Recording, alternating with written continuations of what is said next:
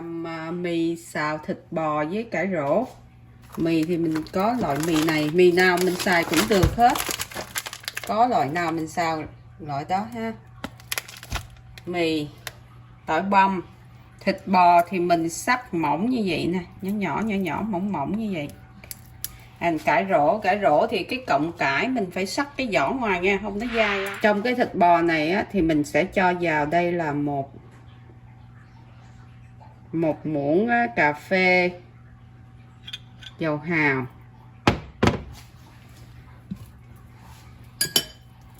nửa muỗng cà phê dầu mè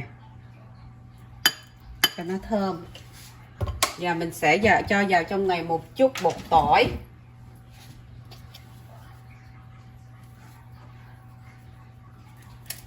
một muỗng ớt. Cái loại này là ớt mà mình đã giới thiệu bạn trong mấy cái video kỳ rồi đó, kỳ trước đó. Để cái ớt đó vào rồi thì tất cả những cái nguyên liệu này, thành phần này mình trộn đều trong cái thịt bò rồi mình để qua một bên. Đúng không? Và cải rổ này nè, bạn sẽ bỏ vào microwave 2 phút cho nó mềm trước khi mà mình xào. Sau đó mình bắt cái nồi nước lên để mình bắt đầu mình luộc mì nha, dặn lửa lớn lên để luộc mì. Nước sôi thì mình để mì vô mình luộc. Cái mì mình lấy ra rổ ha, mình xé ra cho nó tơi ra hết như vậy nè. Xong sôi rồi nước nó sôi rồi đó, bắt đầu mình để vào mình luộc nha. Luộc trong vòng 5 phút. Sau 5 phút thì mình đổ cái mì ra. Ok. Đổ mì ra và mình lấy đũa. Mình làm cho nó ráo như vậy nè. Rồi mình để qua một bên cho nó ráo. Đừng có xối nước lạnh nha, không cần mì này. Đó, để ra như vậy cho nó ráo. Ráo rồi chút nữa là mình xào. Bắt cái chảo lên bếp ha. Mình để cho nó nóng một chút thì mình đổ cái dầu bắp. Mình thấy tỏi bắt đầu hơi vàng rồi đó. Thấy không? Rồi mình bắt đầu mình cho mì vào. Cái mì này mình để ngoài cỡ 10 phút. Mình thấy nó còn nóng nè, bạn thấy không? Mình cho nó vào.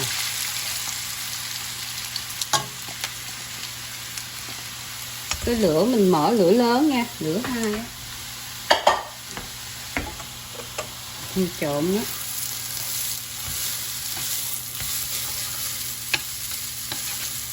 Sau đó mình cho vào đây một muỗng bột nêm, muỗng ăn súp nè, loại muỗng đá này nè.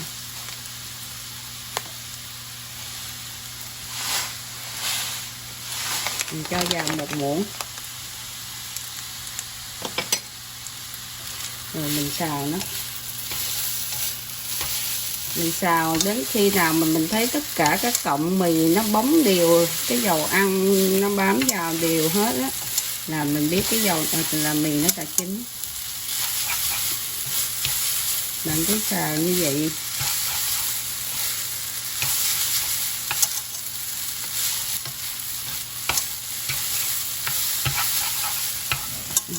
Sau 5 phút mình trộn đều với bột nêm á thì nó đã chín rồi nè.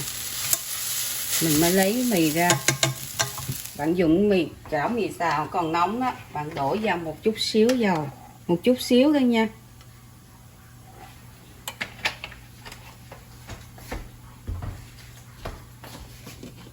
Bạn mới bỏ tỏi vào. Cái tỏi hồi nãy còn phân nửa đó, mình bỏ vào.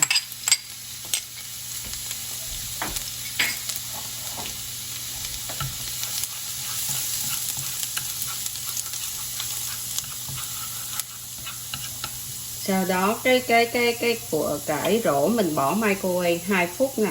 Mình thấy nó sẽ ra như vậy nè, bạn bỏ vào.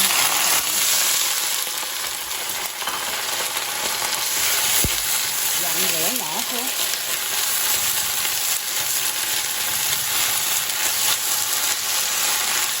Thêm vào đây nửa muỗng cà phê dầu hào nha. Dầu hào mình giới thiệu cho mấy tập đầu tiên đó, cái loại dầu hào con gấu, con be đó, mình bỏ vào đây một chút dầu hào. Mình xào nó lên, xào nó nhanh tay lên để nếu mà nó chín quá nó không có ngon.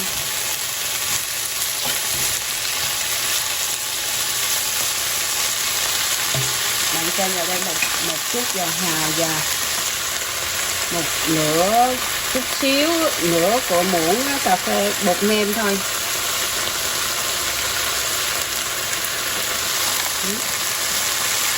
Cho vào nửa muỗng rồi, chút thôi.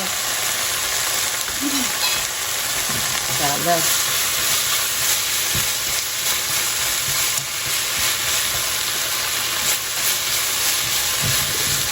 Bạn xào lên, bạn thấy nó ok rồi bạn tắt nó. Và mình bỏ lên mì.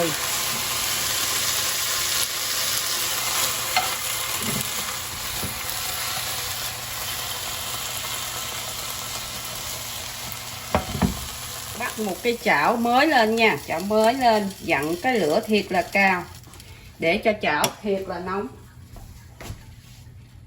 Nóng nha, mình để đây mà mình thấy cái lửa nó nóng như vậy là được rồi nè. Mình không có xào dầu cái thịt bò, mình mới bỏ thịt bò vô xào. Tại thịt bò này mình đã ướp sẵn hết rồi.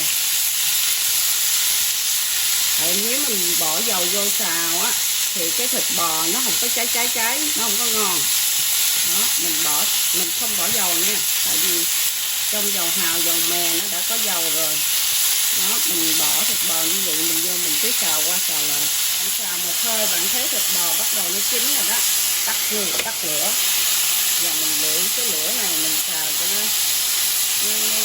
cháy chút thì nó ngon.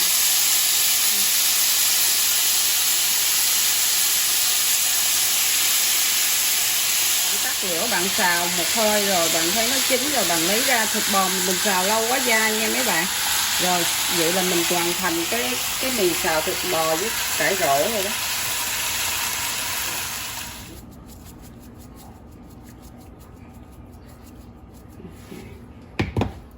Sau khi mình xong mình để ra ngoài dĩa thì mình đã có một dĩa mì xào thịt bò. Chúc các bạn enjoy, like and share. Hẹn gặp video kế tiếp. Cảm ơn các bạn.